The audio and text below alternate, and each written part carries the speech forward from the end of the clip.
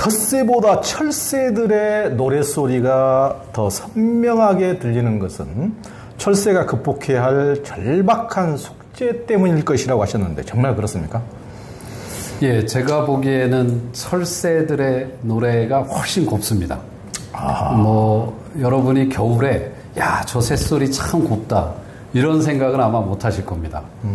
4월이 지나고 여름 입구가 되면서부터 숲은 아주 풍요로운 노래소리가 들리기 시작하죠. 꾀꼬리의 소리, 소쩍새의 소리 밤에 오늘 밤 이 화양계곡에서 주무시면 소쩍새의 노래 흐드러지게 들으실 겁니다. 그러면 왜 철새들은 텃새보다 더 고운 노래를 부를까? 그것은 절박한 사연이 그들에게 있기 때문이라고 저는 보고 있습니다.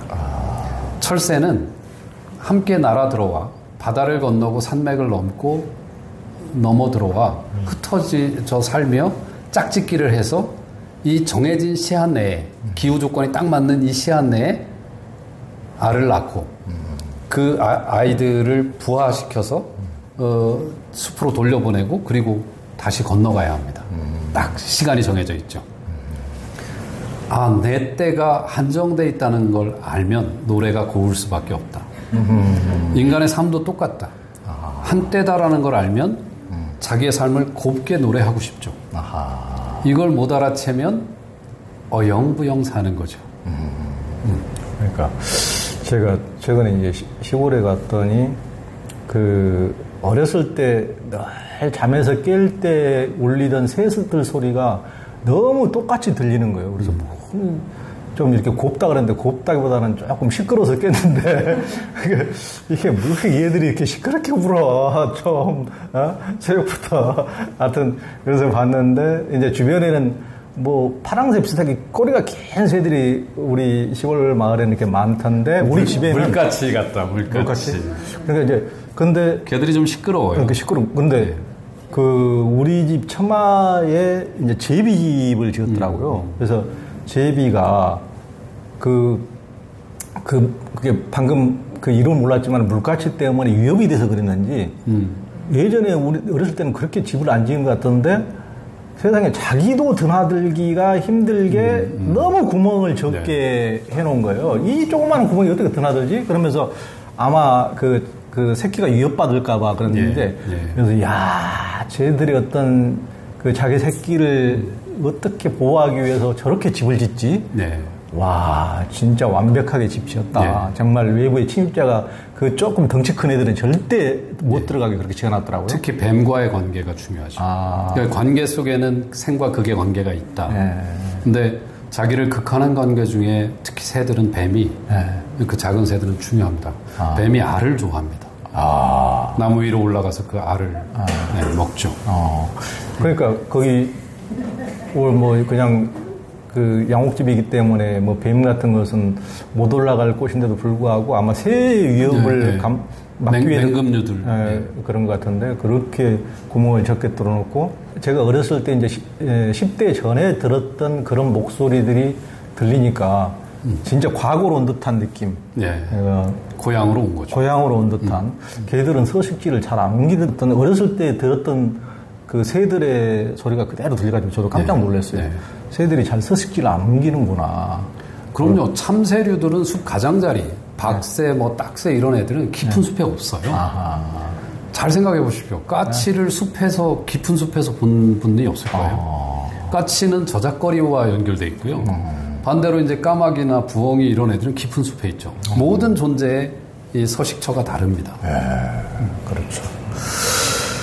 봄이 되면 꽃이 지천에 피는 것 같아서 대부분이 봄에 피는 것 아니냐 이런 생각을 하게 되는데 봄에 피는 꽃은 전체 15%에 불과하다면서요? 이게 이제 도감을 계절별로 계절별 꽃을 중심으로 놓고 도감을 만든 연구자가 있어요. 이제 그가 분석을 해보니까 여름꽃이 오히려 50%고 봄꽃은 15%에 불과하더라고요. 나머지 계절에 이제 35% 정도의 꽃이 피는데 그러면 왜 우리는 봄꽃이 가장 많을 것 같다고 여기는데 봄꽃이 가장 적으냐. 그것은 봄이 주는 대극성 때문입니다. 봄이라는 계절에도 대극이 있다는 얘기입니다. 예. 자, 여름꽃이 가장 많은 이유는 왜 그러냐? 여름꽃은, 여름이라고 하는 계절은 가장 안전한 계절입니다. 온도, 강우량, 해의 길이 일조량, 그 다음에 매개자 수가 가장 많은 때가 여름입니다. 그러니까 꽃들이 가장 안전하게 꽃을 피우고 완성해 나갈 수 있는 거죠. 반대로 봄이라고 하는 계절은 찬란한 선물이 뭐냐 하면 봄에 피어날 수만 있다면 자기를 확 드러낼 수 있습니다. 확 드러낼 수 있습니다. 하지만 봄이라는 계절이 가지고 있는 극성이 있죠. 그게 뭐냐면 매개자가 적어. 늦추위가 있어. 그리고 온도가 늦추위. 그 다음에 일조량이 상대적으로 적습니다. 그러다 보니까 여름이라는 계절을 선택하게 되죠. 그러면 여름에 사는 꽃들은 어떤 극의 관계가 있느냐. 극복해야 될 여름의 숙제는 치열함입니다. 이 치열함을 넘어서기 위하여 제 책에는 4가지 계책을 쓴다 라고 써 있습니다. 첫째가 색으로 도드라지는 방법을 만들어내는 녀석들. 두 번째로는 향기. 그 다음에 형태를 아예 성형을 해서 더 크게 보이려고 하는 녀석들이 있다. 그 다음에 시간 전략, 시간차 전략을 쓴다. 그 치열한 한낮을 회피하고 저녁이나 이른 새벽을 선택해서 꽃핀다. 요렇게 이제 계책까지도 계절이 주는 대극의 성질 때문에 삶의 꼴이 그렇다라는 얘기를 정리해두고 있습니다. 그렇죠. 그 김현 교수님은 이제 어제보다 조금 더 깊이 걸었습니다. 이 책에서 숲은 결코 홀로 살 수 없는 공간이라고 하셨는데 무슨 말씀이십니까? 뭐 너무도 당연한 건데요. 숲은 숲에 가만히 앉아서 그냥 누워서 또는 숲의 바닥부터 우듬지까지, 그러니까 우듬지가 이제 순 우리말이죠. 그 나무의 가장 끝 부분을 우듬지라고 일컫는데 거기까지 가만히 살펴보면 밑바닥에는 이끼로부터 젖은 낙엽으로부터 그리고 우리 눈에 보이지 않는 미생물로부터 올라가다 보면 중간에 다른 나무와 끝없이 얽히고 설키고 부딪히고 이러면서 살고 있는 모습들이 보이죠. 그리고 우듬지에 가보면 그들이 하늘을 나누어서 다투고 나누고 마침내 평화에 이르러서 살아가고 있는 모습까지가 다 보여져요. 그러니까 홀로 살 수 없죠. 덕분에 살고 때문에 버겁고 이 2가지의 문제를 조화롭게 찾아가는 공간이 숲이죠. 그렇죠.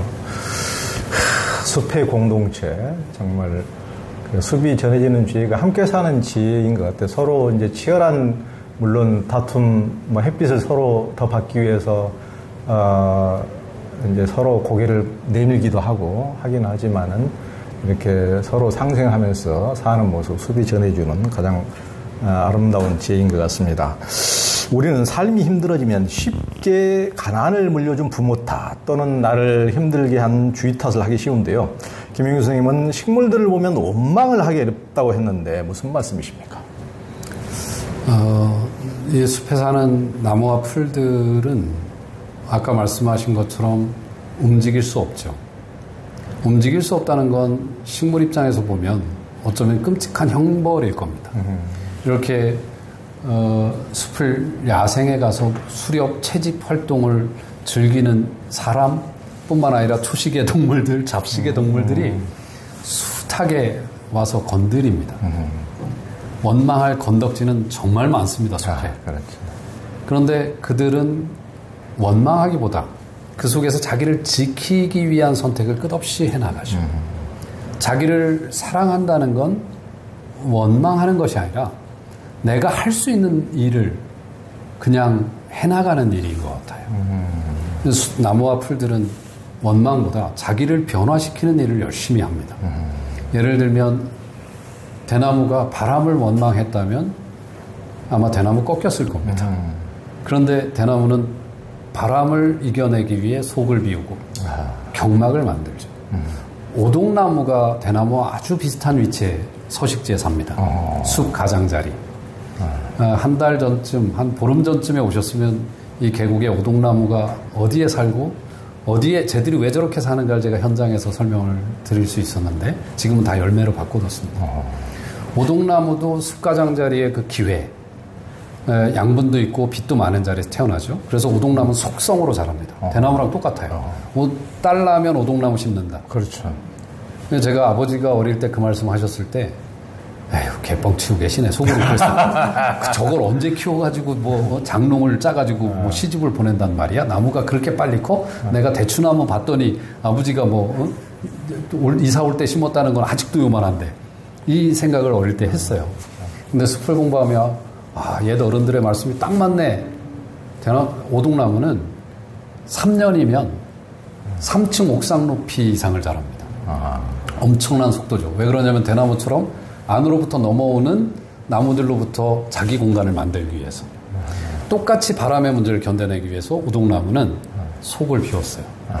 오동나무가 속을 비웠다는 걸 아는 분들이 나무의사 선생님 아셨어요? 여기 이 책에 그림으로 세밀화로 그려뒀어요. 네, 오동나무가 속을 비운다. 네, 그 서식지의 그 문제. 그럼 원망하면 오동나무 부러졌을 겁니다. 근데 속을 비우잖아요. 사랑한다는 건 아이들은 맨날 아이와 어른을 구분하는 게 나이가 아닙니다. 저는 아이와 어른의 구분은 간단합니다. 나 배고파. 나 피곤해. 힘들어. 짜증나. 이러면 아이입니다. 내가 그렇다는 거예요. 그런데 어른은 엄마는 배 안 고파? 아빠는 안 힘들어? 나 밖의 세계가 보일 때 어른이 되는 거죠. 그러니까 나 중심으로 야 나는 뻣뻣하게 살 거야. 관계 속에 있는 이것들을 이해하고 그 관계を어떻게 화해하느냐. 이 지혜가 있는 것이 숲이고 그게 어른이고 그렇다는 생각입니다. 그렇죠. 오동나무도 그 대나무처럼 그 대나무만큼 많이 비워지진 않겠죠. 그럼 장롱 짜는데 그 목재가 안 나올 테니까. 아니 목재 짜는 거를 위해서 대나무가 사는 건 아니잖아요. 네? 아니, 그러니까 오동나무 나중에 장롱 만들려면은 장롱 만들려면 속이 텅텅 비우면 장롱 나중에 껍질 까고 나면은 목재가 안 나올 테니까. 참 인터뷰가 아직 생태적 감수성이에요. 오동나무가 빨리도 자라지만 부피도 아주 빠르게 팽창합니다. 그렇죠. 단으로 켜면 그 홈이 얼마 안 되죠. 근데 1년 차의 나이테를 보시면 절반 이상이 구멍이에요. 그러니까 왜 볏집에 스트로 우리가 스트로라고 하고 스트로베일 하우스 호주나 이런 데 가면 밀집으로 된 밀집 비었지 않습니까? 볏집 비었죠. 이것도 바람입니다. 그 벌판으로 불어오는 바람으로부터 자기를 지켜내기 위한. 그런데 오동나무가 1년차 때는 구멍을 이렇게 만들면 이 절반을 비운 거예요. 1년차 때나 2년차 때는 그 정도 비워뒀지만 이게 넓어지진 않아요. 이게 고정되어 있는 거죠. 그리고 이제 부피가 넓어가니까 절반을 켜면 옛 어른들은 지혜가 있고 이건 제가 별로 좋지 않지만 요즘은 그걸로 뭐 장롱 안 쓰고 이케아 거 많이 쓸 테니까 옛 어른들 지혜 일러드리면 옛 어른들은 오동나무가 올라오면 잘랐어요. 잘라서 그 구멍이 있는 부분을 상처를 줘가지고 그게 1년차 때의 습성이니까 그 다음에 올라오는 녀석들은 구멍이 없는 거예요. 오동나무를 목재로 쓰겠다고 했으면 그렇게 쓴 거죠. 그렇구나. 또 그런 또 방법이.